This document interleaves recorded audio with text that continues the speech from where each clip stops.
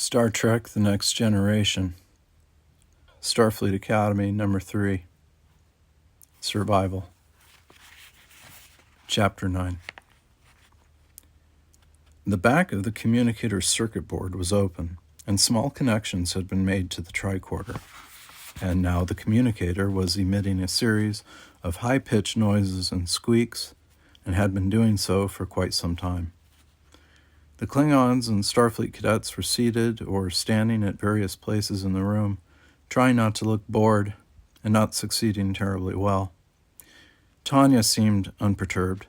She carefully monitored the signals being transmitted through the communicator, checking it against the information being generated by the tricorder. Finally, Zach Kieran could take it no longer. "Tanya, we're wasting our time." She didn't even bother to look back at him. "Is your vast experience in engineering telling you that, Zach? Or is it just that you're impatient?"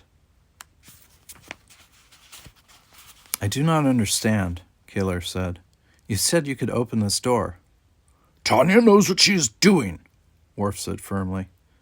He was not entirely sure how firmly he held that conviction himself, but nevertheless he felt it was important to present a united front. "I have every confidence in her." "Thank you, Worf," said Tanya, wondering just how honest he was being, and suspecting she wouldn't like the answer. "What's happening at the moment, in case any more of you are confused," continued Tanya, "is that the communicator is trying all the different possible tonal combinations to open this door. The problem is that there are, by my estimates, roughly 42,925 different possibilities." There was a low moan from someone, probably Kodash. "Gods," muttered Kaler. "It will take days to check them all through." "Not really," replied Tanya. "This is high speed, remember. We've already gone through more than 8,000 combinations. Granted, we could be here for quite a while longer, but on the other hand..." Abruptly, they heard a grinding noise. They jumped back, startled at the racket. The door had suddenly started emitting a high-pitched single tone, and somewhere beneath the ground they heard the sounds of heavy gears, long unused, turning together. "Back away!" Worf shouted. "Everyone!" They did as he instructed. For one moment, Worf wondered just how far would be safe. If somehow Tanya had managed to trigger a self-destruct mechanism, then it probably wouldn't matter where they ran to. "It's all right," Tanya was shouting over the noise. "It's all right." "How do you know?" demanded Kaler. "It's my job to know," Tanya shot back. The underground door had slid aside, and now something was rising. Everyone stared in amazement as a platform with blinking lights set into its base emerged. It clicked into place and waited patiently. "It appears to be some sort of primitive turbolift," Selita said. "Maybe it's primitive," agreed Tanya, "but it works. That's the important thing." "All right," said Worf. "Kaler, myself, Selita, Kodash, and Tanya will enter. Mac, you will remain here and monitor our progress. We will leave a communicator with you so that we can keep in touch." "Don't worry, Worf," said Mark. "Everything will be fine." "I'm sure it will be. All right, cadets." He gestured toward the raised platform. "I mean, what's the absolute worst that could happen?" continued Mac. "The worst that happens is we all die, and to die would be a great adventure." They stared at him. "Peter Pan said that," Mac told them. "Peter Pan is my favorite biography." "Biography?" Tanya looked blankly at him. "Mac, Peter Pan is fiction." "It is?" He looked stunned. "Are you sure?" "Yes." He said. "This calls into question a number of my most basic beliefs. I'll have to think about this one long and hard." "You do that," Worf advised him, "but keep aware of your duties as well." "Not a problem." Worf was the first one to step onto the platform. He balanced his weight on it for a second, as if to make sure that it was safe. When nothing unexpected happened, he gestured for the others to join him. They did so, crowding on and jostling for position. It was a tight squeeze. "Now what?" Worf grunted, slightly crushed between Zach and Kodash. Before anyone could reply, the floor suddenly jostled under them. With another grinding of unseen mechanisms, it sank downward, lowering them into the hidden base. "Told you." said Tanya smugly. Mark McHenry watched them go. The moment they were out of sight, he tapped his communicator and said, "McHenry to Tobias, this is a test." "We hear you, Mac," Tanya's voice came back. "We're online." "Good." He nodded in approval. "Tanya, question." "Go ahead." I don't suppose Alice in Wonderland was a travel guidebook, was it?" "What?" came the surprised reply. "What'd you say?" "Oh, nothing. It's not important. I mean, who in his right mind would think that, right? Or would have parents who would tell him that, right?" "Right," said Tanya, sounding a bit uncertain about the whole conversation. "Good. I didn't think so. Let me know how it's all going." "Will do." He sat back and shook his head. "Mom? Dad? If I manage to get back, you have a lot of explaining to do."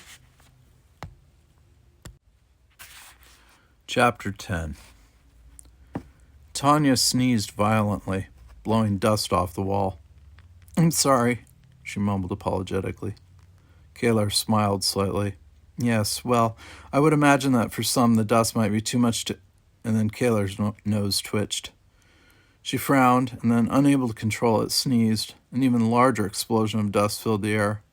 "Sorry," she muttered. "It's all right," said Tanya diplomatically. Indeed, it was rather understandable. In fact, it was nothing short of amazing that more people weren't sneezing their heads off. The hidden base of the brick-ar was not exactly the cleanest place. The floors and walls were tiled with elaborate mosaics built in.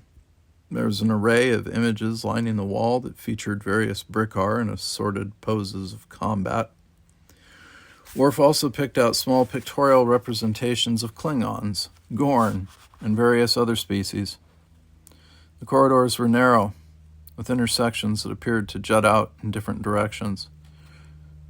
Right beneath his feet, he noticed a series of small gratings, spaced at about 10-foot intervals, but he had no clue as to what they were for.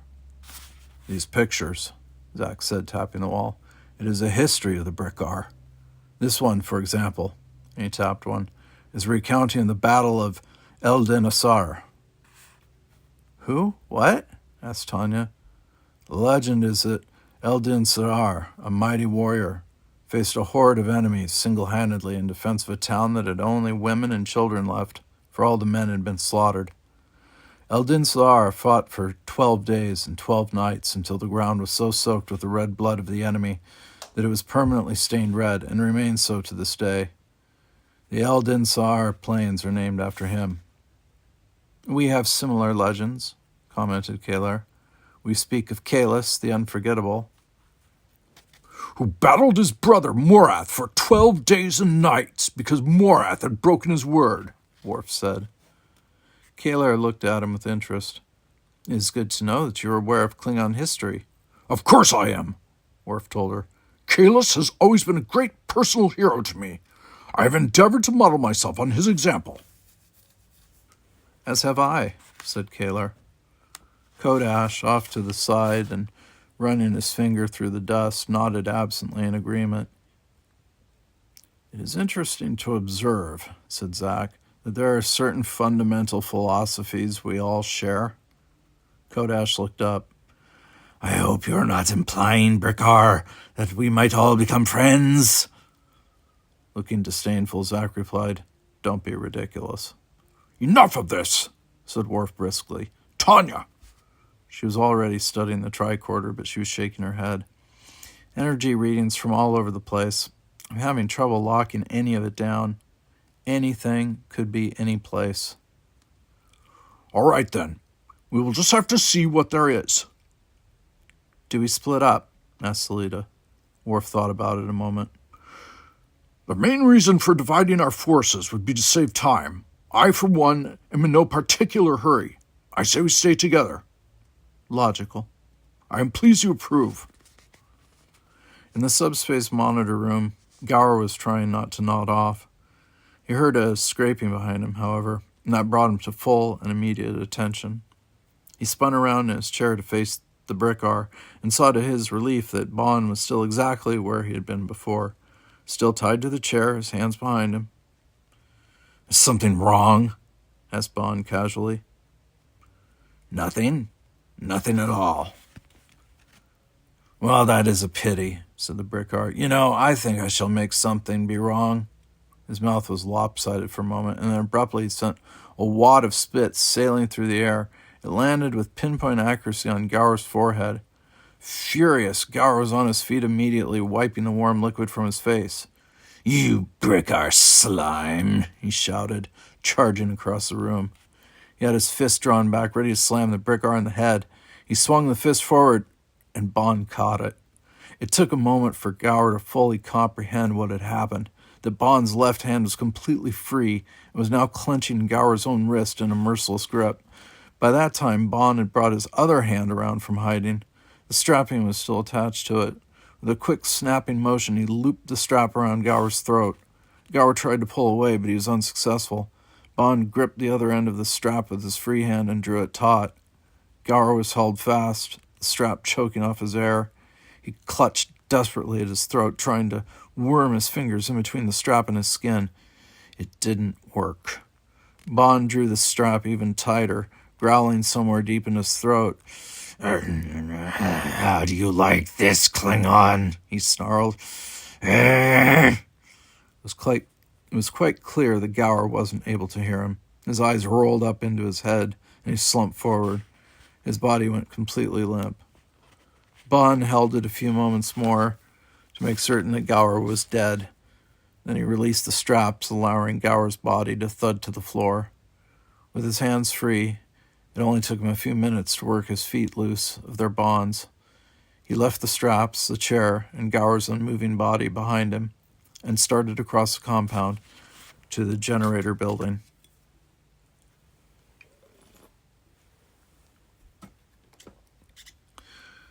Worf stopped in front of one door and tapped the release button.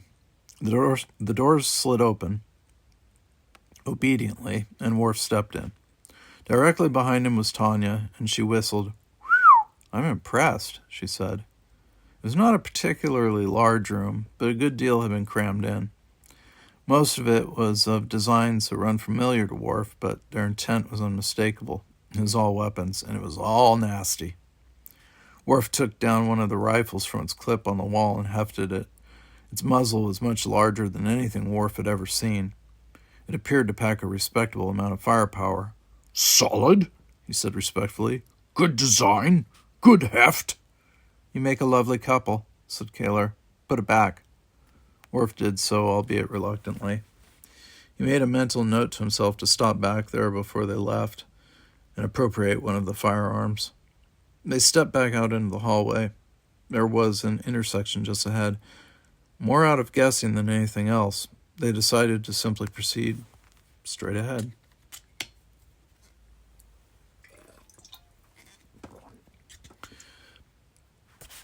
Mark McHenry dutifully kept an eye on things, which didn't seem to be all that much of a challenge. That, however, was about to change. Mark felt rather than saw the shadow abruptly drop across him. As detached and absorbed with irrelevancies as Mark's mind seemed to be at times, there was never anything slow about him when trouble presented itself, and his awareness of someone behind him brought a split-second analysis of the situation. He knew that it wasn't Gower, because Gower was watching the prisoner and wouldn't abandon his post. He knew that it wasn't someone to rescue them, because someone like that would have announced him or herself in loud fashion before even entering the building.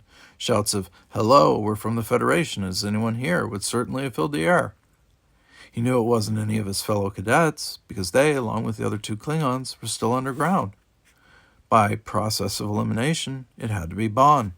Bon, apparently having escaped his imprisonment, overwhelmed Gower, and was now standing directly behind him, quite possibly prepared to cave in Mark McHenry's head.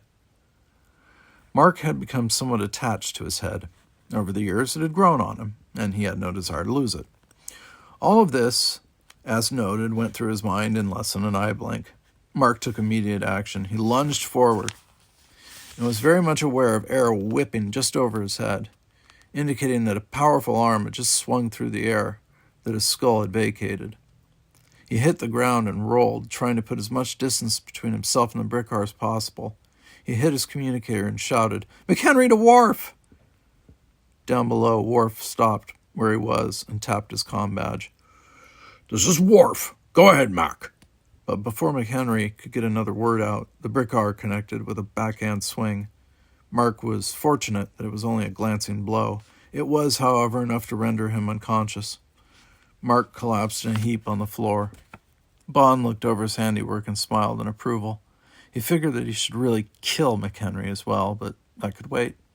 What could not wait, he realized, was responding to Worf's voice. It was coming over Mark's comm badge, and the Klingon did not sound patient. Mac, repeat. Go ahead. What is it? Trying to buy time, the Brickar moved quickly. He picked up the comm badge, hesitated only a moment, and then said in a fair approximation of McHenry's voice, I forget. It was exactly the right thing to say, for it drew an irritated sigh from Worf. If you remember, contact us. Worf out. Yes, Worf out, murmured Bond with great satisfaction. Worf and Salida and all of you are going to be out for good.